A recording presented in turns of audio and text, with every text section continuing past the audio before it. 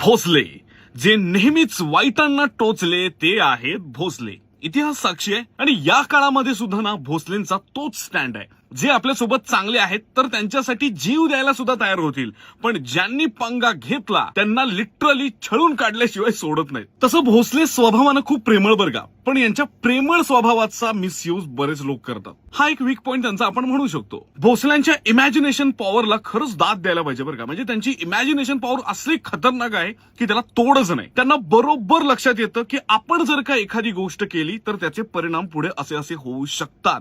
Talented हो, बाकी काही नाही. आणि भोसले बोलण्यामध्ये एकदम चालाक बरं का. म्हणजे कधी कुणासोबत आणि कसं डील करायचं हे यांना अगदी व्यवस्थित कळतं. आणि भोसलेंच्या वागण्या बोलण्यामध्ये एक सावधपणा असतो बघा. म्हणजे जर त्यांना वाटलं ना की आपल्यासोबत इथं काहीतरी चुकीचं होत आहे की लगेच त्यांचे कान वरती होतात आणि लगेच सावध होतात. खरंच भोसले म्हणजे टॅलेंटची खाण आहे. शेअर करा भोसले आडनाव असणाऱ्यांना.